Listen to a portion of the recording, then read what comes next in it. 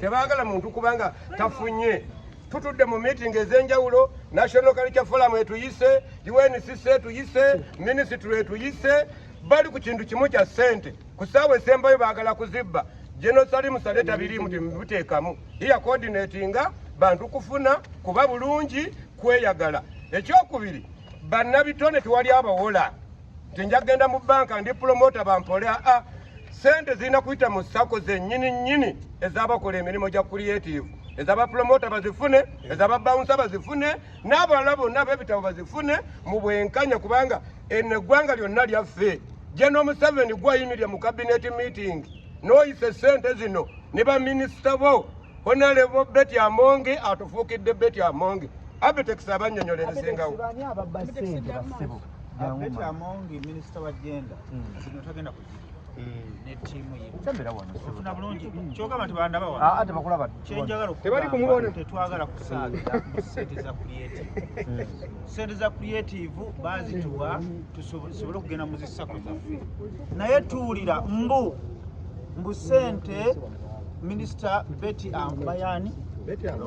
Betty Amonge minisita wa gender ne PS Kibenge ne Mutuuzo sente bazikyusa mbu bagala ziteeka mu zisako endala ez'abalimi nga Powesa nani ne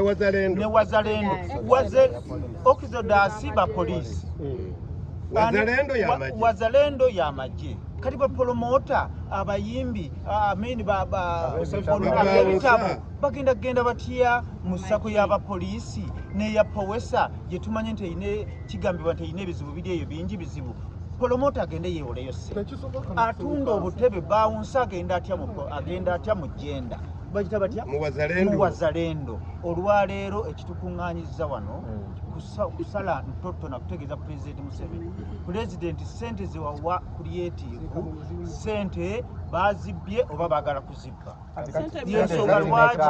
bilioni 28 mpulirizaako ekitulese wano kwekubira nduule wa President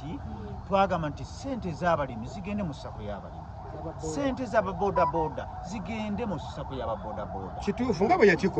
yakikola okwata otya sente n'otugamba teffe promota oba ow'obutebe agende ate mu Powesa gy'aba yeewola omulimu gwaffe bagumanyi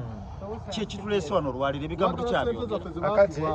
specifically let's go a little bit official ku nsonga zino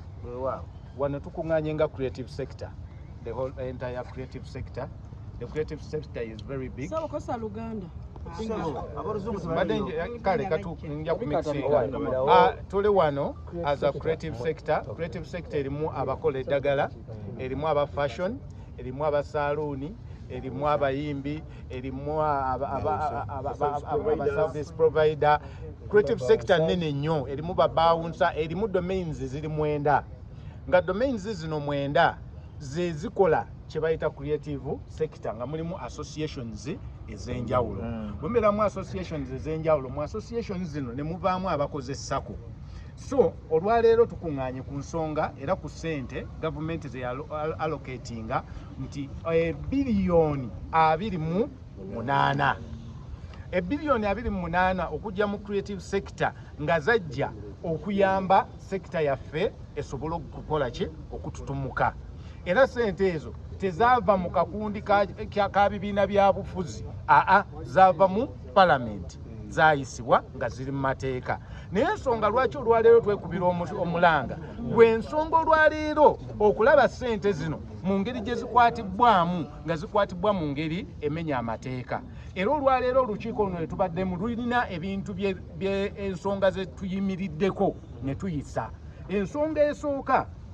tusazeewo ne tugamba tugaanye era tusazeewo ne tugamba nti teriiyo ministry erina kubeera ng'eddira ssente zonna saawa eno okuziteeka mu ssako etali ssako yabya creative nga ssako bwe bazibannyonnyodde ffe tetugenda mu ssako ya poliisi ate nga tulina ssako ate ssako ezaffe zijje ssente mu poliisi ekyo tukigaanye so olukiiko luno lusazeewo ne lugamba we reject the dispatchment of the funds to the non-creative sectors oba SACCOs. Ensonga endala ne tugamba hold the distribution of funds. Esente saawa eno babadde mu kuzigaba n'abamu abazifunye tetunnaba kubategeera wabula batugamba nti SACCO ze twawaayo we submitted so far 15 SACCOs from the creative sector ne batugamba mbu SACCO 3 ze zaayitamu naye tubabuuza SACCO ze 3 tebazitubuulira twagala kumanya which 3 SACCOs zaayitamu zitya era zaqualifyinga zitya kubanga SACCOs endala ezimu zibaddewo for years nga zisaavinga era bwe twatula mu meeting ne bagamba SACCO ezibadde teziteredde bulungi nga zirimu ebiyuuga wagenda beerawo akasente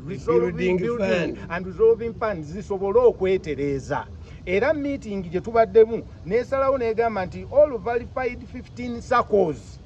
SACCOs ze baalambula ne baziyitamu ne bategeera nti gye ziri nga zirina ne certificate zirina okuweebwa sente engalo ez'amaanyi abo bamemba SACCOs ziri SACCOs 10 na mmeka 15 zirina okuweebwa ssente naye nga si zezo zokka ze tutaddeko essira kubanga meeting ze twatulamu ku ministry abantu mu creative bali mu kuteekawo SACCO nga president bwe yakola ki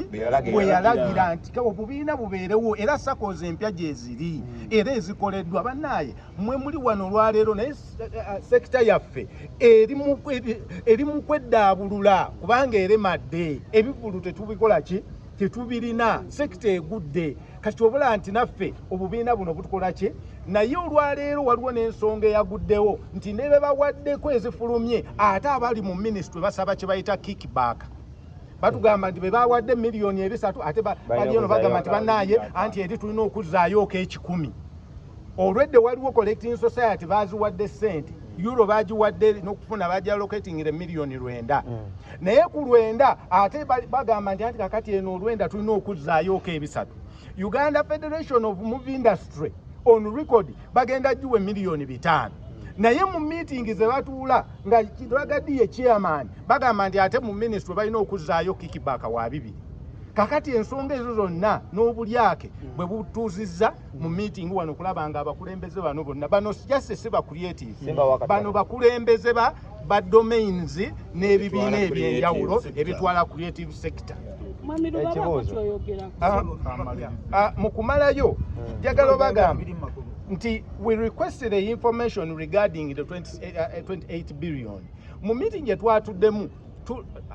lwakuba ffe mutulaba creative naye mabega waffe tulina balooya kati abawera 23 abakatwegattako era be tutudde nabo kye tusookeddeko kwe kusaba information kubanga information mu ministry mu parliament yonna twagala information gye tugenda osinziirako twandibadde sayino tubawo empapula naye abantu bantuze tutula nabo mu meetings ezaki ezenjawulo so tusazeewo nti ministry ya gender ministry UNCC nesalawo National Culture Forum nga Ragadiye chairman National Culture Forum yafunye sente inofune miliyoni 5 yafunyeko 2.5 azona yazifunye baba kati awo nabonna twagala okufuna accountability abantu bano bonna tubasabye empapula ebbaluwa zigenze tuwandikide president tuwandikide parliament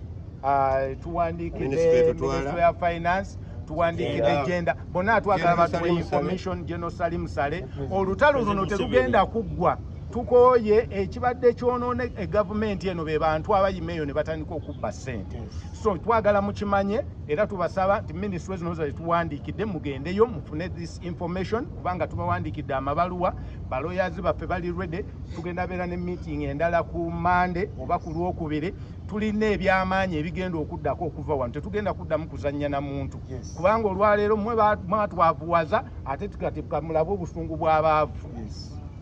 Chairman Ruba Soko John